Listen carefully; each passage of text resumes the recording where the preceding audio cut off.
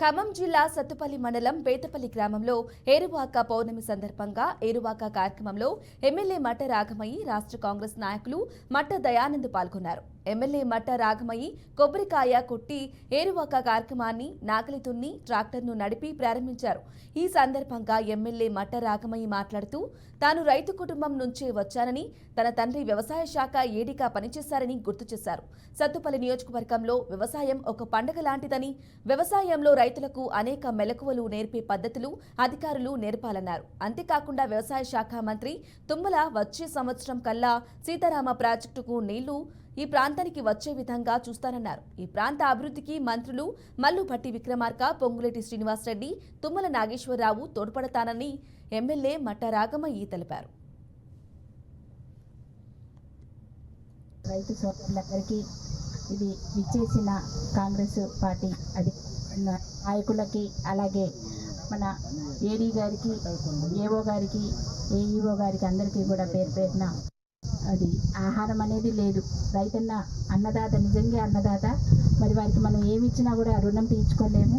ఎందుకంటే వాళ్ళు కష్టపడి, ఆరుగాలం కష్టపడి వాళ్ళు మనకి పంటలు పండించి మనకి 4,000-5,000 నోట్లోకి వెళ్ళేలాగా మనకి ఆహారం అందిస్తున్నారు. వాళ్ళు ఎన్ని కష్టాలు ఎదురైనా, ఎన్ని నష్టాలు ఎదురైనా ఎప్పుడు వెనుకంజ వేయకుండా మళ్ళీ వచ్చే సీజన్ మంచిగా ఉంటుందన్న ఆశావాహ దృక్పథంతో ఇప్పటిదాకా కూడా రైతులు మనకి పంటలు పండించుకోవడం జరుగుతుంది.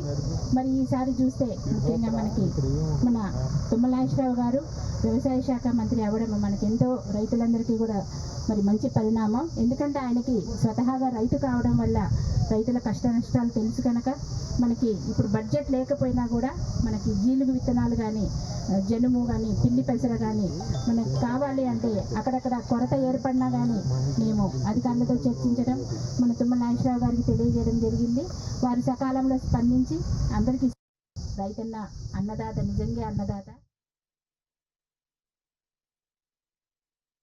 వాళ్ళు కష్టపడి, ఆరుగాలం కష్టపడి వాళ్ళు మనకి పంటలు పండించి మనకి 4,000-5,000 నోట్లోకి వెళ్ళేలాగా మనకి ఆహారం అందిస్తున్నారు. వాళ్ళు ఎన్ని కష్టాలు ఎదురైనా, ఎన్ని నష్టాలు ఎదురైనా ఎప్పుడు వెనుకంజ వేయకుండా మళ్ళీ వచ్చే సీజన్ మంచిగా ఉంటుందన్న ఆశావాహ దృక్పథంతో ఇప్పటిదాకా కూడా రైతులు మనకి పంటలు పండించుకోవడం జరుగుతుంది. మరి ఈసారి చూస్తే ముఖ్యంగా మనకి మన తుమ్మల నాగేశ్వరరావు గారు వ్యవసాయ శాఖ మంత్రి అవ్వడం మనకి ఎంతో రైతులందరికీ కూడా మరి మంచి పరిణామం. ఎందుకంటే ఆయనకి స్వతహాగా రైతు కావడం వల్ల రైతుల కష్ట నష్టాలు తెలుసు కనుక మనకి ఇప్పుడు బడ్జెట్ లేకపోయినా కూడా మనకి జీలుగు విత్తనాలు కానీ, జనుము కానీ, పిల్లి పెసర కానీ మనకు కావాలి అంటే అక్కడక్కడ కొరత ఏర్పడినా కానీ మేము అధికారులతో చర్చించడం, మన తుమ్మల నాగేశ్వరరావు గారికి తెలియజేయడం జరిగింది.